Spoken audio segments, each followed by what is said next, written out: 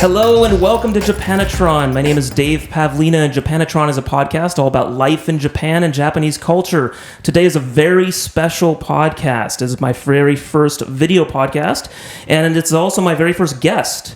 Without further ado, let me introduce Kate Meyer. She is from the U.S., from the Seattle area. She has been in Japan for about 5.5 months. She works as an English language consultant, and she also does modeling and acting. So today's topic is experiences in Japanese showbiz. We're going to talk to Kate about her experiences with modeling and acting in Japan. How did you get started with that? Well, actually, I started right after I got here. So I got my first job doing English language consulting when I first got to Japan within a week of being here, which I was totally shocked by. And then some of the people that I started working with, because the jobs kept coming in, they kept saying, well, have you thought about modeling since you've been here? You know, I've got the big blue eyes and white skin and red hair, and it's all natural. And yeah, so it's a little unusual in Japan, isn't it? Yeah, just a little bit. And so I thought, okay, well, why not? And I asked, I started using my resources to figure out what modeling agencies are out there and what were the best ones to go through. So I started registering throughout all of the agencies. And I'm currently registered to about 32. It's most of the ones that are common here in Japan. Wow, 32 in Yeah. I didn't know that many. Yeah, well, some of them I think may have gone under because I haven't heard from them since I've been here in the 5.5 months. I'm serious. I think. So how did you find these agencies? I honestly just asked people. A lot of people that come over here as foreigners, the two main things that they tell you to do, number one is teach English, and number two is modeling. Right. And I had some experience in the past in the USA, but it was very brief and I didn't care for it much in the US. And so I thought, okay, well, let me and that's kind of my personality. If I decide to do something, I go all out. So and everyone said that, they're like, how did you figure out all of these agencies? I was like, I don't know. I just started looking online and asking people. Right, and I did within a few days. And I asked a lot of people that had either done modeling before or here. And or I researched it online. And the thing is, there aren't a lot of resources online to be able to do that, which is why I was gravitated towards what you were trying to do. And with not just your video podcast, but also what you were doing with your blog, because I feel like that is incredibly relevant, because you can feel so lost here as a foreigner if you don't know what to do. That's how I felt in China when I first got there. You know, it took me 2 years to figure out how to find a good paying career when I was there in China.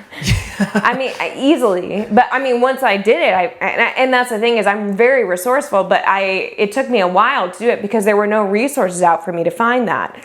So coming to Japan, I'm like, well, I should work with someone to try to figure out how to reach out to people who have first gotten here and are feeling lost, so that they can figure out how to do the same thing, because it's absolutely doable. You just have to know how to do it. Right. So, I guess that's where Google comes into play. But exactly. I found that oftentimes these things just aren't well documented. No, they're not well documented. Right. Nothing is well documented. And it's like, oh, Jesus. How dare the internet not document how to get modeling gigs in Japan? Right? God damn it, internet. That's so weird. What's wrong with you? Yeah. I mean, that's really what I've been trying to do with my site, is document every damn thing you need to know about life in Japan. Well, it's so true. I mean, just from living in Asia, it's just like no one knows how to do it. And I think that's why it's been so difficult to build a bridge between the US and Asia. And there needs to be a bridge built between the two. And I know it sounds so weird to talk about modeling having to do with that, but at the same time, using those kind of things gets people interested, so then they get interested in deeper subjects as well. Right. Honestly, you need to be incredibly attractive. You need to have a sense of humor, or you need to have incredible intelligence in order for anyone to listen to you in this day and age. I just happen to have all three. Yeah. So lucky for everyone else, like I can at least make a difference in the fact that I can talk to people about it and people will listen. Right. It's really fucked up that I have to say that and that it's true. It is. Yeah. It's true though. No, I agree. It's totally true. But I mean, at least maybe I could do that and make some sort of difference so that it could help some people. Right.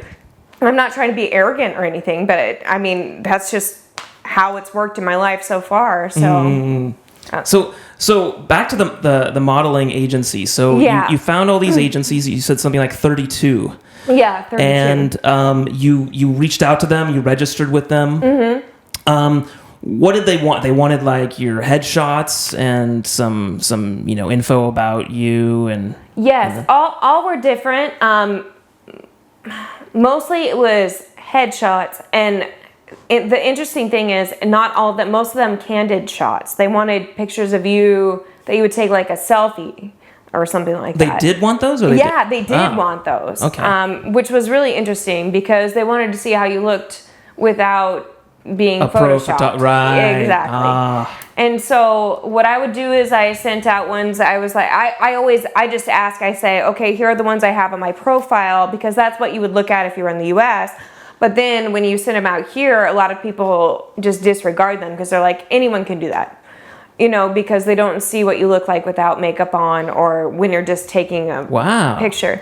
That's actually the opposite of what I would expect. I would expect them to be impressed by some kind of professional portfolio. Yeah, I just give them both, and then I say, okay, and I just explain. I say, okay, a lot of people have asked me for candid shots, and a lot of people have asked me for professional pictures that I have for my profile. So here's what I would give as a profile in the US, and then here are my candid shots if you would like to see them. Okay. So I send them in 2 different folders, usually through Google Drive. I think Gmail is the best way to do it because it's so easy to just upload it all to Gmail and do Google Drive, and then you can just send them like so fast. And that's the other thing is too, they expect a response really fast. And this is through the internet, like you're contacting them you're not visiting them in person? Or? Well, I send it, it differs from agency to agency. I've had different experiences, but my experience so far has been that they look at the profile, they read what you're looking at, they make sure that you're serious about it. They also make sure that you're a real person because you're going through the internet. Yeah. And then they ask not a guy wearing a diaper. Yeah, exactly. And then they either ask for a Skype interview, or they ask for you to come in and see their agency in person.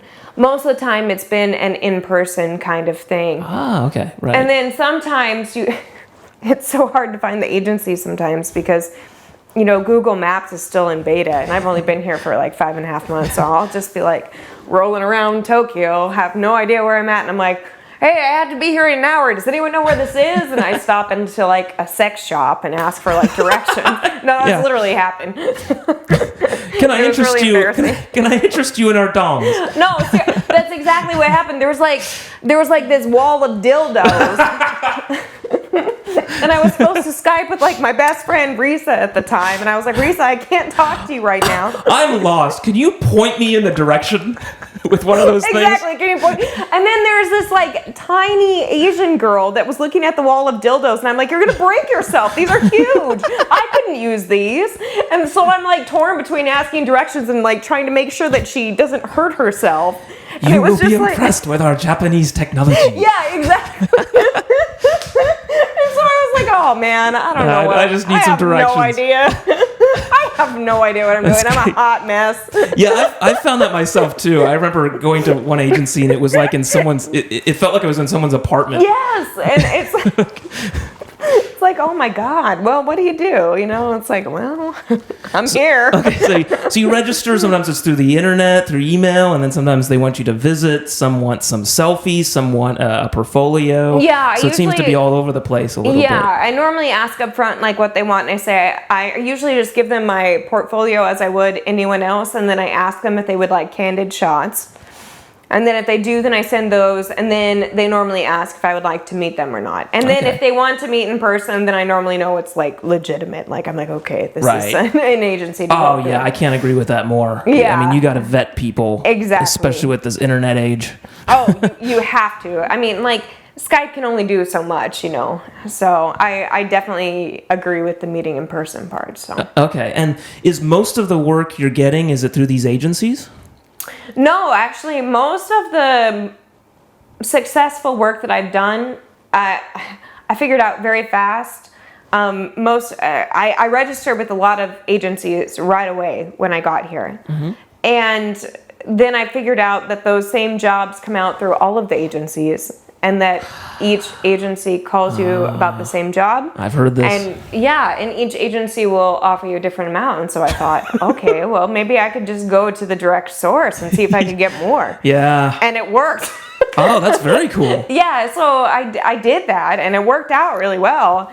And so then I thought, okay, well, maybe I'll start. And one of my friends said that she did the same thing.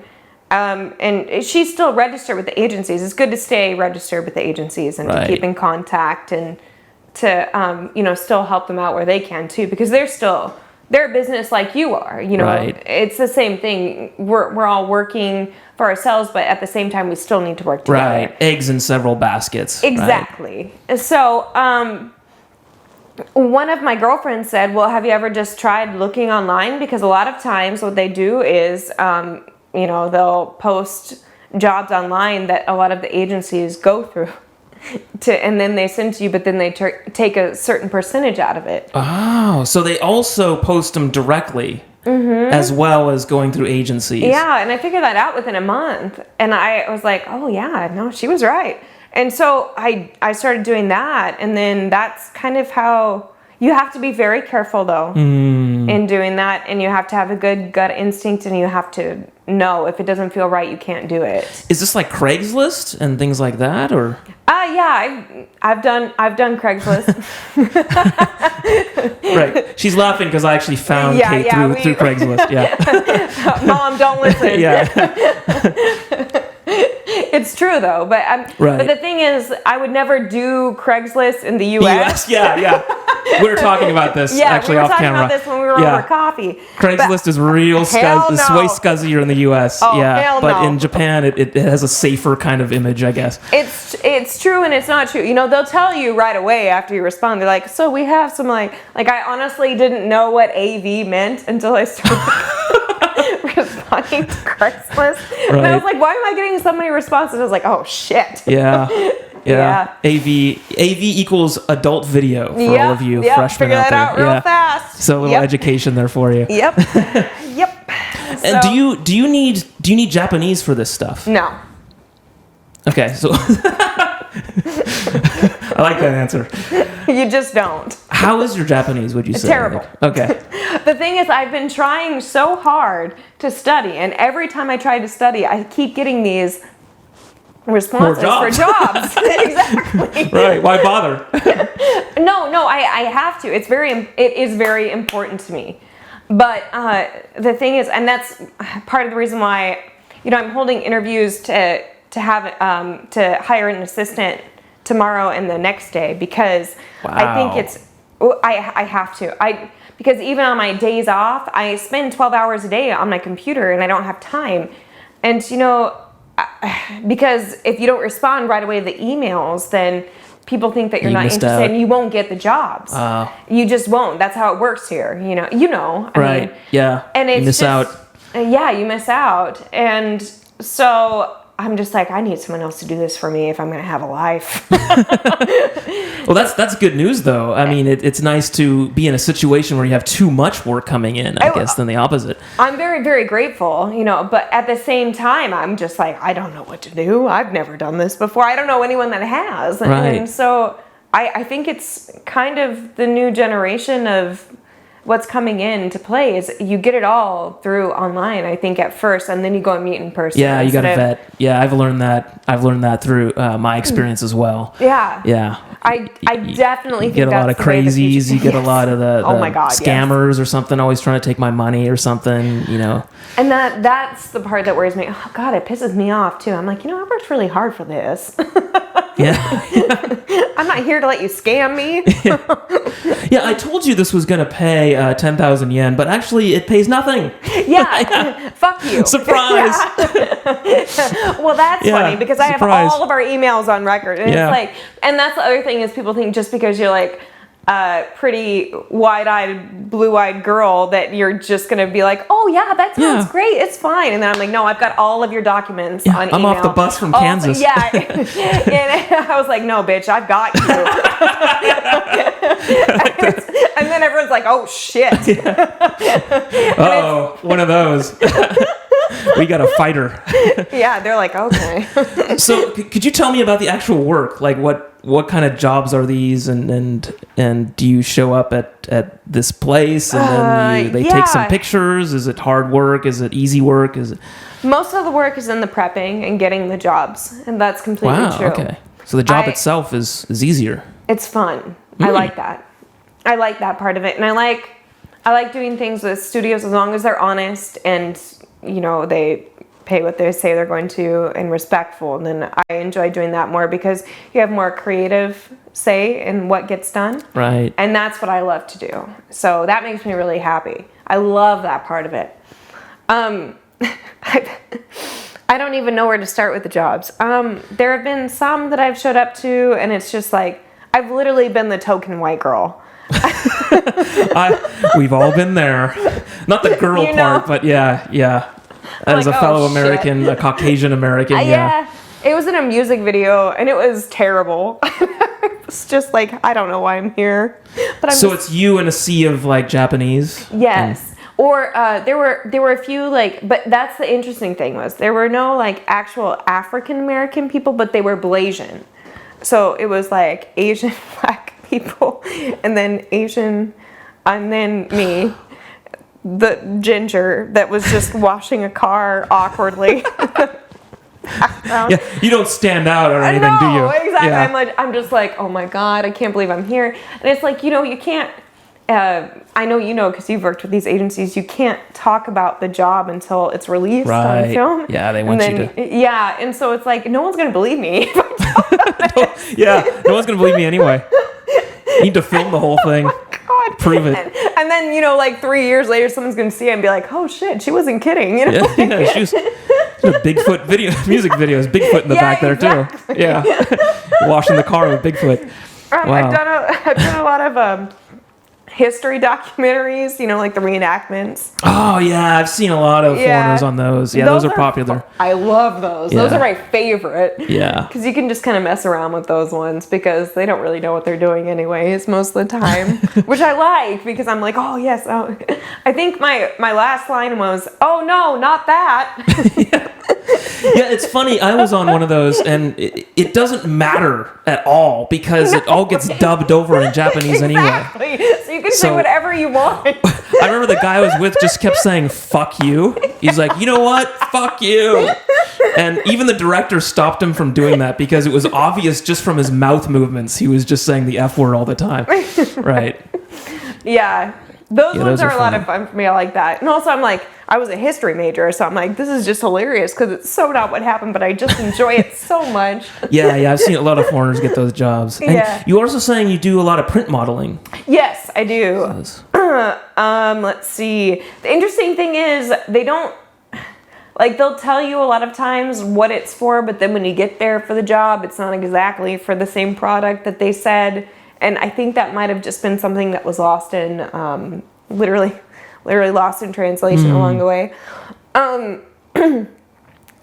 Let's see. I was in a couple of magazines, and honestly, I didn't even know when they were printed. I had someone that sent me a copy of one of them and was like, oh, hey, here you are. And I was like, I had no idea I was in that because sometimes I don't tell you. They'll just say, oh, here, your pay is here at the agency. Come pick it up. And it's like, okay, well, maybe I got printed, maybe I didn't, because no matter what, you get paid for it. Right. That's what matters, right? Not really to me, but I mean, yes, I need the money to pay my bills, but I don't do it for that. And Right, but I guess what I'm saying is you don't do it for the fame, or... No. Yeah, I mean...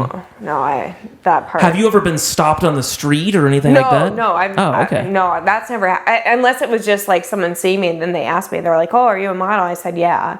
But it's not because they I saw you on the history documentary. Or maybe they did, and that's what they were trying to say, and I just didn't realize it. So I don't know. I mean, it's quite possible, but not something that I knew about. Yeah. Okay. Have you ever naturally just seen yourself, like in a magazine or on a... No, that has yet to happen. But I've also only been here for 5.5 months, so... actually, one of my friends said, they're like, "I don't even know how you've gotten this many jobs in less than 6 months."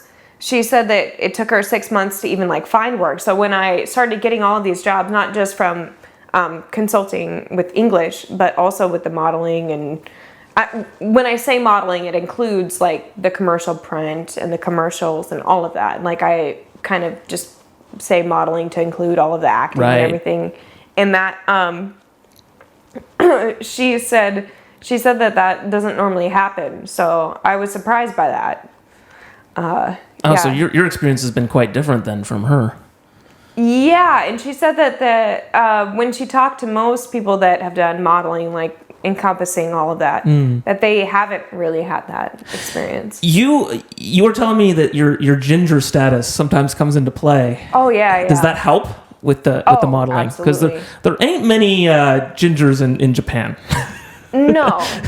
Well, and the thing is, when I was living in China, it was so much more blatant. Like people would come up and they'd start touching my hair. No, I'm serious. That would happen all the time. And Did they try to cut some of it? I thought about selling it on the street for my student loans at some point. Like Les Miserables. Yeah. Shave your head and sell it. Desperate I'll just break woman. out into dance. Hair for sale. Hair for sale. Yeah.